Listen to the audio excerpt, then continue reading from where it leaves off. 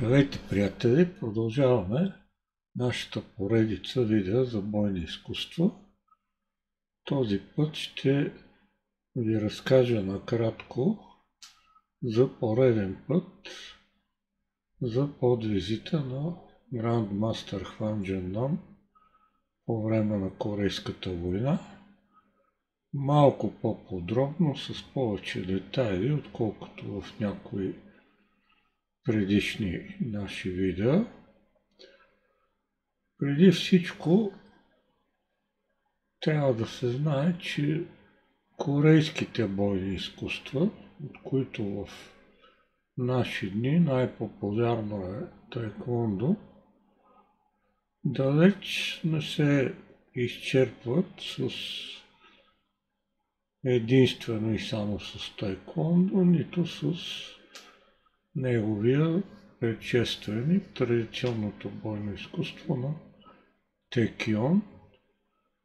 Поради своята географска близост с Китай от едната страна и с Япония от другата страна, през Корейският полуостров са преминавали много и различни бойни изкуства, както от Китай през Корея към Япония, така и по обратния път от Япония през Корея към Китай. И това се отнася не само за бойните изкуства, разбира се. Това се отнася изцяло за цивилизационните, взаимните влияния между китайската, корейската и японската цивилизация. Важно е да се знае, че голямата и базовата цивилизация в тази част на Азия, това все пак е китайската цивилизация. Тя оказвала много по-влияние върху съседните Корея и върху японските острови, отколкото те са оказвали върху нея. Но в интерес на истината имало е и влияние в обратна посока. Даже в бойните изкуства, пак ще дам за пример таеквондо. Таеквондо е синтез от карате и текьон.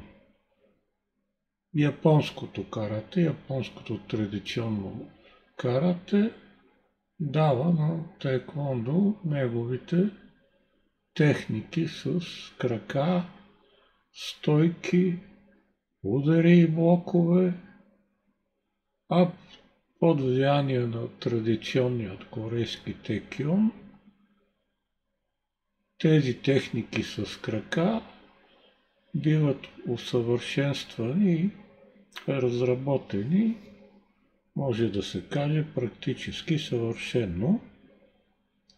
Но ако копнем малко още по-дълбоко и по-назад, самите техники с крака от текьон, техният корен, техният първоизточник, по думите на моят учител Грандмастър Хван Джен Нам 10-ти дан, са може би все пак в Китай и по-точно в прочутите 36 ритника от манастирът Шаолин, които чрез будизмът, знаете пътят на будизма, той започва от Индия, преминава през Китай, разклонява се към Тибет, към Корейския полуостров и към японските острови.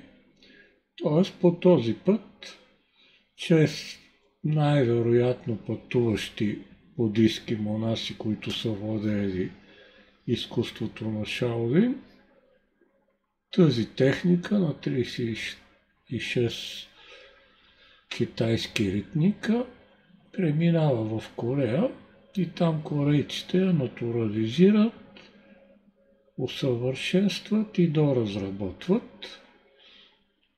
Но това не изчерпва, съвсем не изчерпва влиянието на китайските бойни изкуства върху Корея като цялост.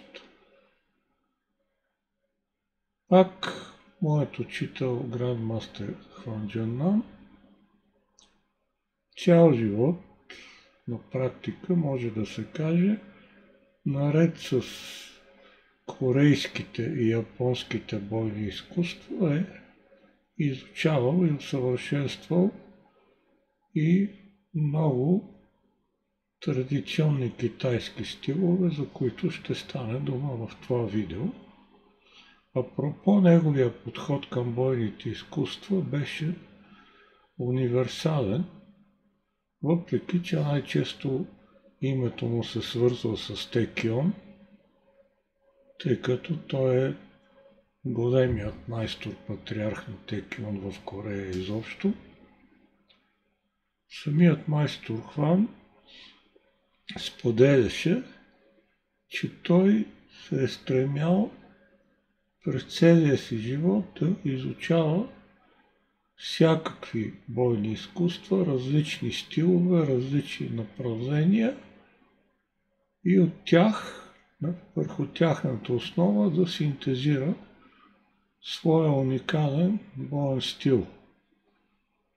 Освен основата, която той е получил в дворцовото направление на Текион, за която стана дума в едно от предишните видеа, по време на японската окупация върху Корейският полуостров, майстор Хван последователно изучавал джудо, карате и кендо, като и в трите тези бойни изкуства е защитил високи степени на черния пояс. Паралелно с това той е изучавал традиционния западен бокс и в добавка на това от най-ранна възраст е освоявал и е специализирал в различни китайски бойни изкуства и стилове, за които аз подробно ще се опитам да разкажа в някое друго видео. Тук само ще спомена, че един от основните стилове, които майстор Хван е изучавал и усъвършенствал от преминали от Китай в Корея, това е един много рядък стил, почти изгубен, който има много малко практикуващи в днешен Китай, а именно Усун разчупва оковите си. Това е в превод на стилът. Този стил се основава единствено и само върху една единствена форма, която носи същото наименование, в превод на български Усун разчупва оковите си или Усун се освобождава от оковите си. Произхода на този стил в Китай са изключително интересни и той произлиза от най-дълбока древност. За него може да се каже, се споменава или той е вдъхновен, създаването му е вдъхновен от историята на легендарният герой Усун от китайската класическа повест Речни разливи. Това е правилното наименование, речни разливи, а не речни заливи, както често се превежда. В тази китайска класически литературен бисер има един герой, един от главните герои, главните положителни герои, е именно Усун, който е най-известен в популярната така народен фолклор с това, че той побеждава с голи ръце един тигър. И когато се спомене името на Усун, и изобщо като се говори за речни разливи, една от най-ярките истории в тази новела, в този роман е именно битката на Усун с тигъра. Тя е многократно пресъздавана в различни литературни произведения, в многобройни филми, в многобройни сериали, в чиято основа седи сюжета или части от сюжета на речни разливи и винаги борбата на схватката на Усун с тигъра заема централно място. Това е един действително много ярък епизод, както в литературния първоизточник, така и в неговите интерпретации и екранизации. Историята, съвсем в резюме, Усун по причините, че е свободен и независим дух, в един момент попада в лапите на императорските чиновници, местни чиновници, и те го осъждат на заточение и слагат му оковите и в съпровод някъде на този двама, този трима, този четирима стражи, Усун пеша през Китай тръгва към мястото на своето заточение, като през цялото време той е окован в тези окови. И тук вече сюжета, който е също толкова ярък, колкото неговата схватка с тигъра, Усун успява да се освободи от оковите, но преди това в една жестока схватка с своите съпровождащи стражари, които, пак казвам, то ли са двама, то ли са трима, то ли са четирима, в литературния първоизточник не е съвсем ясно какъв е бил техният брой, а в народната митология и в филмовите интерпретации техният брой така е различен. Аз съм гледал поне 2-3 сериала по сюжета на речни разливи и там в един от сериалите Усун е съпровождан от двама въоръжени стражи, в другия от трима, в третия от четирима, но това са така подробности от сюжета. В един удобен момент Усун издебва стражите си и в жестока схватка с тях, въпреки че ръцете са му сковани с това е такъв вид като китайски белезници, ако щете, или вериги. Там също литературния първоизточник, речни разливи, не уточнява точно, но исторически се знае какви начини за оковаване на арестантите са използвани в древността. В крайна сметка, в една жестока динамична схватка, Усун успява да елиминира всички стражи, които го съпровождат, освобождава се от веригите, освобождава се от оковите. Тази история, описана в романа, вече в различни интерпретации, с различни украсявания, в различни версии, става легендарна в Древен Китай и още по времето на династиите Мин, това е ханската династия на Китай, наследена от династията Цин, това е монголската, по-точно манджурската династия, която установява власт на Китай, сваля династията Мин и установява своето господство над Поднебесната.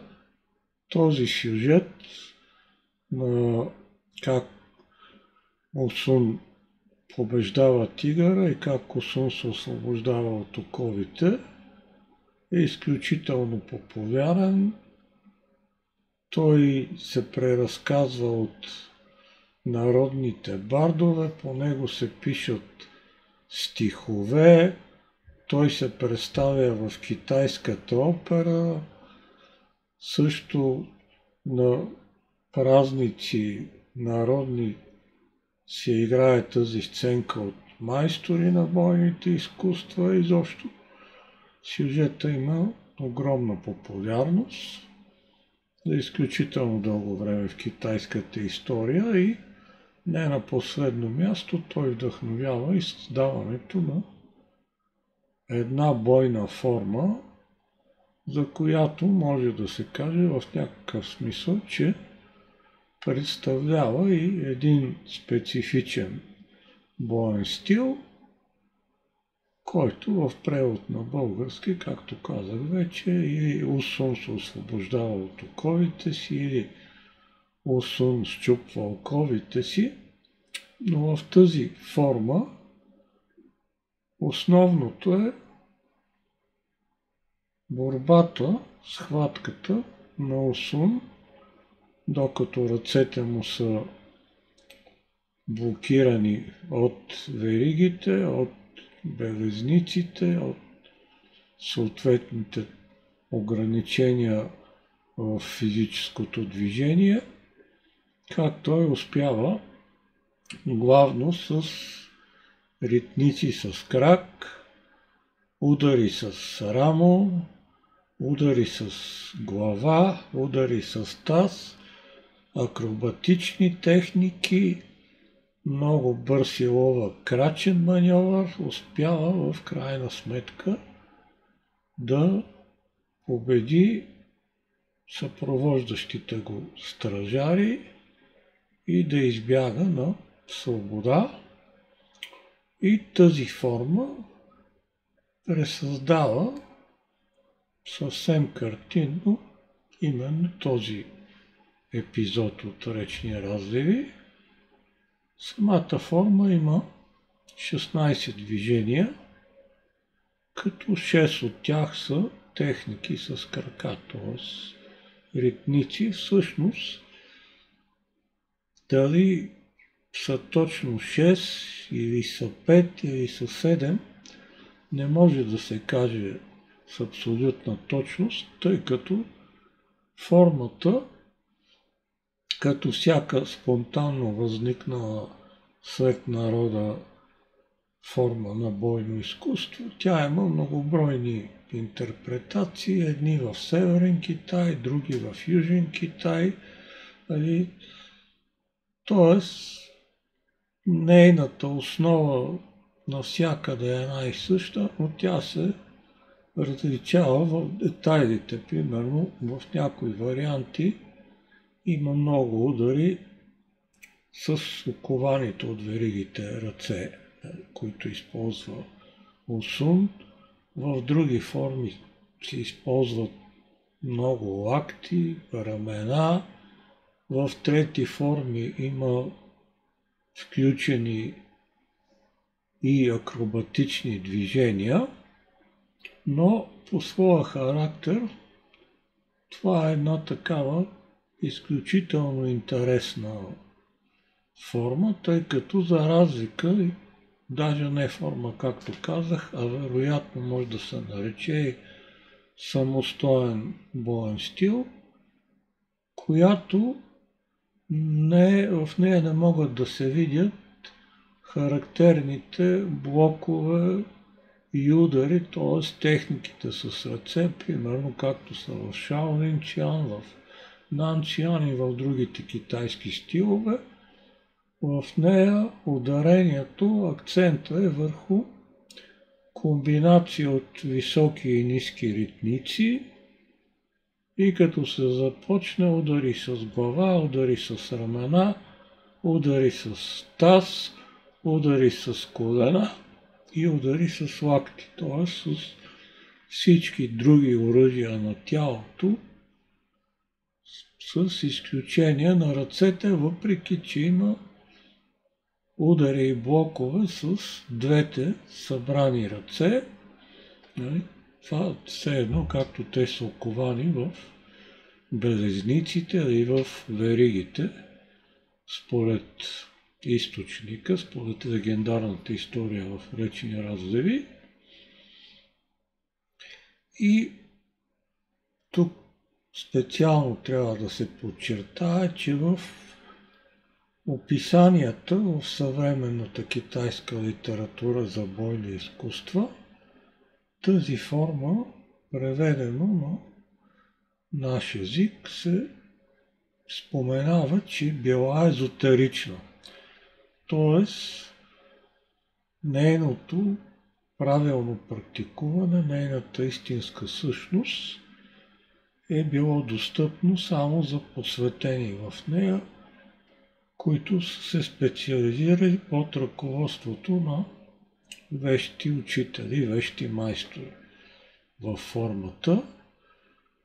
Трябва да се каже, че и по време на династия Мин и по време на династия Цин в китайската древност насърчаването на практикуване на тази форма сред народа не е имало такова нещо. Тоест, нейното практикуване е било съзнателно ограничавано и дори забранявано от властите, тъй като тя в някаква степен показва техники как един арестант, как един затворник може дори когато е окован в вериги да се справи с съпровождащите го охранители, стражари, тези, които го съпровождат до мястото, където той ще изтърпи своето наказание в затвора и в каторгата.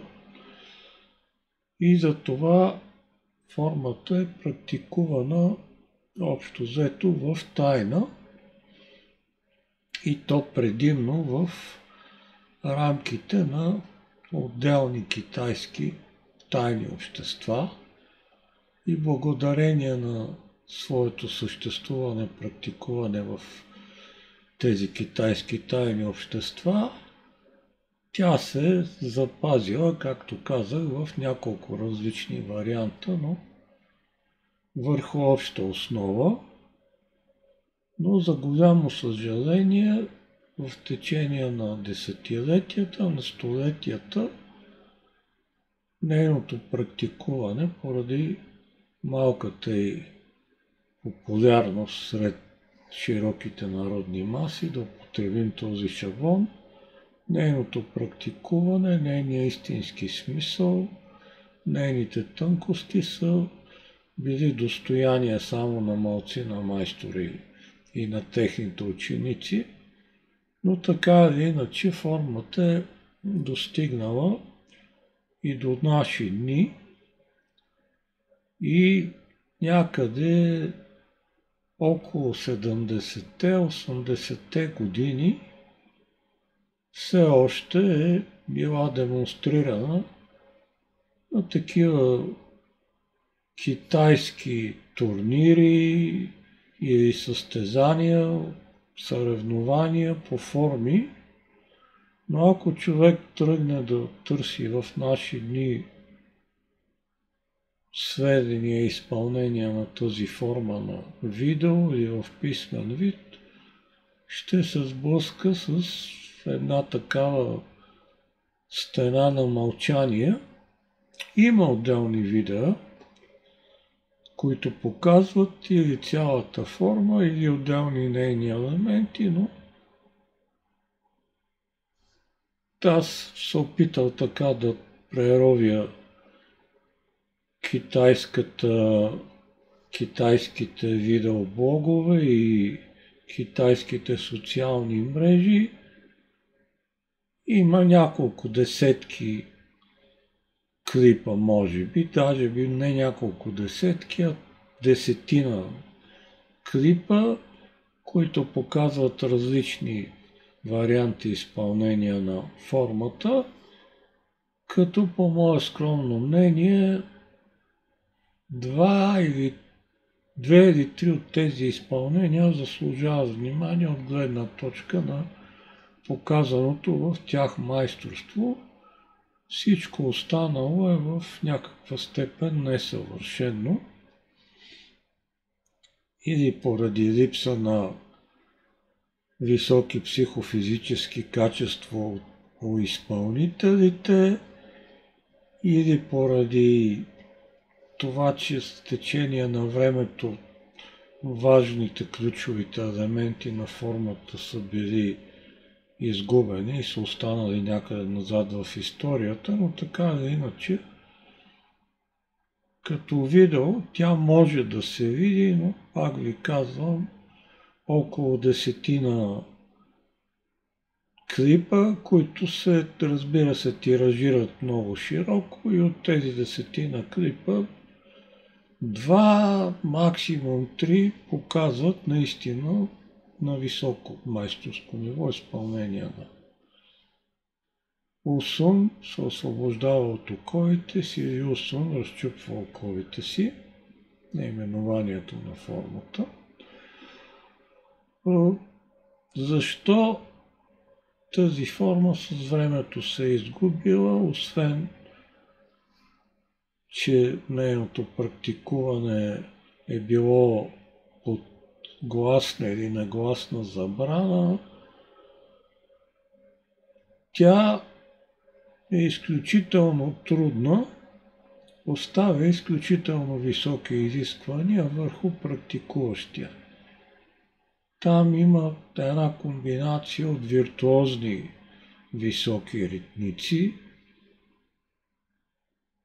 акробатика, в пълния смисъл на думата акробатика, скокове, снишавания, мълниеносна смяна на посоката на движение, удари, както казах, с глава, с рамена, с лакти, с таз, дори с гръб, с колена, подсечки и падания на земята, претъркалвания на земята, изобщо крачен маньовър, много сложен, и поради тия високи изисквания към практикуващия, вероятно и тя така с времето е избледняла и се е позагубила, тъй като това е форма за 100% майсторско ниво. Тоест, ако се гледа някое ученическо изпълнение, има такива изпълнения на много старателни практикуващи, по-млади състезатели или ентусиасти в китайското ушу, но техните изпълнения са така доста незрели, поне за човек, който притежава някакво набито око или някакъв такъв правилен критерий за преценка, докато това не важи за други подобни форми, примерно Нанчан, Южният Юмрук. Там могат да се видят и досега виртуозни изпълнения във всички възрастови групи почти, дори както в детската, в юношеската, в младежката, мъжката, женската, дори има майстори, които са вече на години, 50-60 години, които могат да покажат много добри изпълнения на Нанчан, тъй като в младостта си са се усъвършенствали в този стил. Или дългият юмор, също друга форма, състезателна. от китайското ушу, докато тази Осун се освобождава от оковите си, поради това, че се е предавала сред ограничен брой ученици, била е достояние на ограничен брой майстори,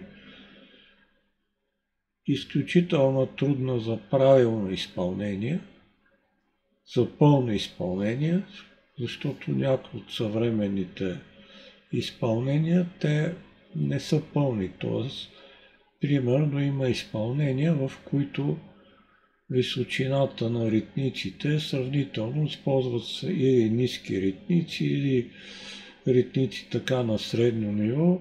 Високите ритници почти липсват, в други изпълнения липсват акробатичните елементи, тъй като съответния практикуващ явно не е владеял акробатиката. В трети изпълнения самите демонстратори са вече на години, на възраст, което не им позволява да проявят в 100% изискващата се гъвкавост на тялото, изискващата се бързина и така нататък, и така нататък. И тук вече стигаме до връзката между корейските и китайските бойни изкуства и за влиянието на китайските върху корейските бойни изкуства.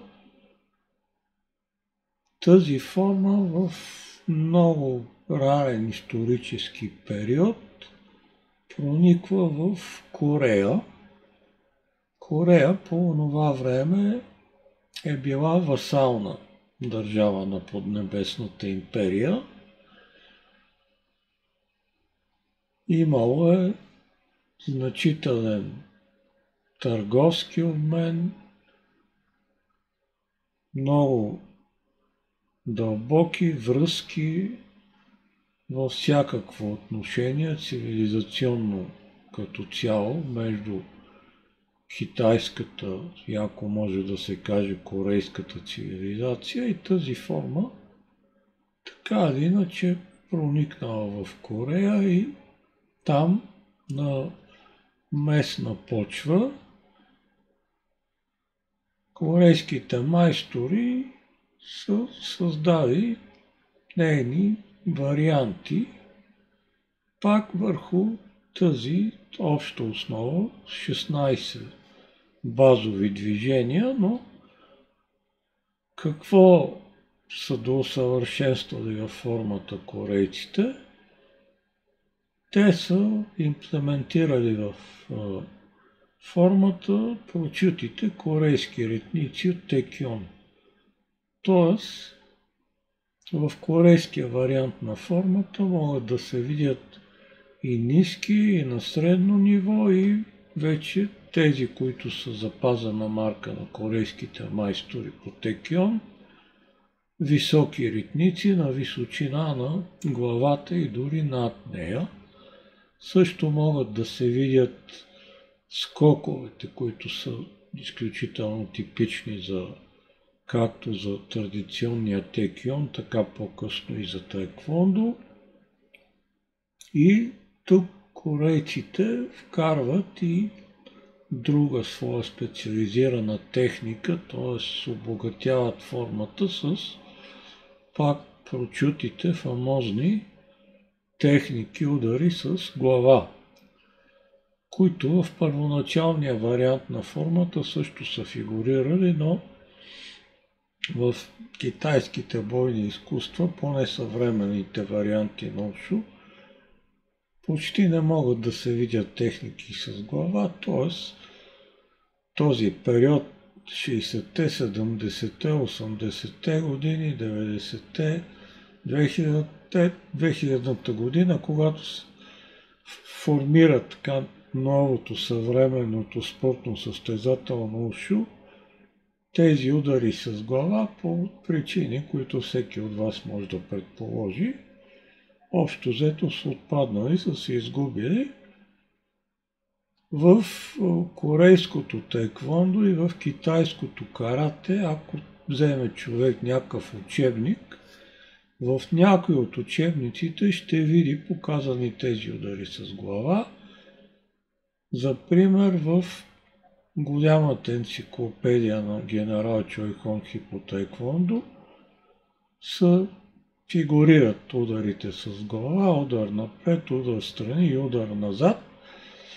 И също в книгите на Сосай Масутацу Яма, създателят на Киокушин карате, който е етнически кореец, също могат да се видят илюстрации точно на тези три удара с глава, напред, страни и назад, но в бойния текьон, не в състезателния, съревнователният, тази система за удари с глава е изключително добре разработена и майстор Хван при своето второ идване в България ни показа доста такива техники и тук вече интересен елемент. Той каза, че когато е попаднал в плен по време на Корейската война, аз тази история съм я разказвал вече няколко пъти, затова съвсем в резюмето. По време на Корейската война майстор Хван е бил офицер от контрразузнаването, който работи в тила на врага и при една от неговите мисии той попада в плен, слагат му белезници зад гърба и го заключат в една барака и след известно време, там половин-един час колко, идват 7-8 човека от южнокорейската армия и от американската армия да го разпитат. Междувременно майстор Хван успява да прекара ръцете с белезниците си под краката и отпред на тялото. Той това не го демонстрира в залата как става. И той беше способен на това, тъй като притежаваше феноменална гъвкавост във всички стави на тялото.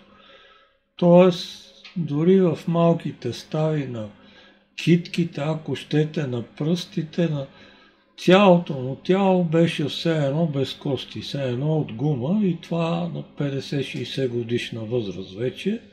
И може да се представи човек каква е била гъвкавостта му, когато той е бил в разцвета на силите си като млад. И така или иначе, той един вид влиза в ролята на Усун, с вързани отпред с белезници ръце и в една много кратка, но много жестока динамична схватка успява 3-4 от противниците си да елиминира, 3-4 да вкара в недееспособно състояние, избягва от бараката и 3 дни и 3 нощи се крие в едно блато на бойното поле, блато пълно с трупове, докато го търсят неговите противници, изключително с кучета и така нататък, но след 3 дни търсенето се прекратява, тъй като никой не е предполагал, че той може да оживее. И обаче невероятното става факт. Майстор Хван не само оживява, но преминава бойната линия и се завръща при своите. И оттам нататък вече името му се превръща в легенда. С него има свързани много подобни истории. И разбира се, тя е много впечатляваща така история. Преди да дойде втория път майстор Хван в България, ние знаехме тази история от разказите на учителя Стефан Хинков, който много пъти така я е разказвал и така тази история се беше запечатала ярко в моето съзнание и в съзнанието на много колеги. с които сме практикували заедно бойни изкуства по това време, но когато майстор Хван дойде отново в България, естествено, че всички бяха любопитни да чуят от първоизточника тази история и една вечер се бяхме събрали у нас 4-5 човека, които тренирахме в групата на майстор Хван и аз го помолих да разкаже той лично да сподели тази история, но той е много скромен така човек, не обича да се хвали с своите наистина огромни фантастични постижения в бойните изкуства, но накрая склони и разказа историята, но аз така продължих да задавам въпроси. Той каза, че някъде 1945 година е усвоил тази форма, Усун се освобождава от оковите и Усун разчупва оковите си от корейски майстор, който я е владеел много добре. Той предава тази форма на майстор Хван преди толкова десетилетия и той започва да усъвършенства тази форма. И поради това, че Китай и Корея са така близки по култура и цивилизационно държави, а има обмен на влияние и в едната и в другата посока, майстор Хван по-късно многократно пътува до Китай за обмяна на опит по линия на бойните изкуства. Всъщност той професионално се занимаваше с това, като същевременно беше директор на Корейският научно-изследователски институт в сферата на бойните изкуства.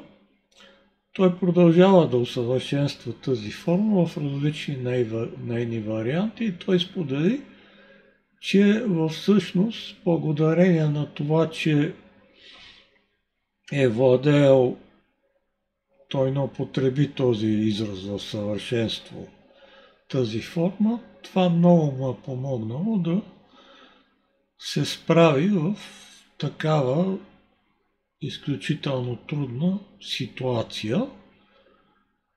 И тук той даде някои подробности, че формата, освен индивидуално изпълнение,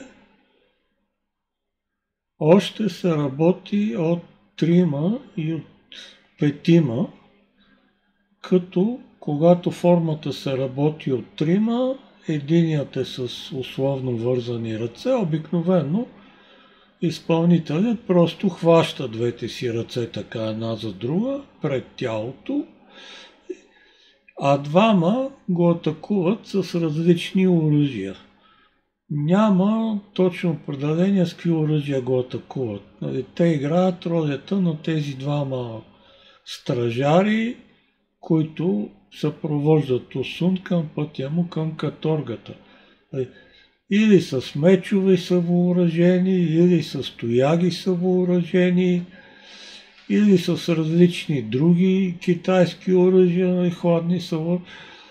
И същото има вариант на формата, който е с 5, като вече пак този, който изпълнява ролята, влиза под кожата на Усун, той с хванати пред тялото ръце, а бива атакуван от 4, които играят пак ролята на тези стражари, които го съпровождат, въоръжени с тояги, въоръжени с различни видове мечове, с всевъзможни оръжия. Няма точно определение, т.е. съществуват различни варианти и там около това време, 1945 година, тези форми на Усун разчупва оковите си още са били така живи и още е можело да се види практикуване не само индивидуално, но и групово, както казах, от 3, от 5 и така нататък. И това е дало възможност на майстор Хван тогава и след това в продължение на годините да усъвършенства изпълнението на формата и всъщност това му е на практика спасило и живота в тази изключително трудна ситуация. Така че това е историята, която исках да споделя с вас този път и бъдете здрави!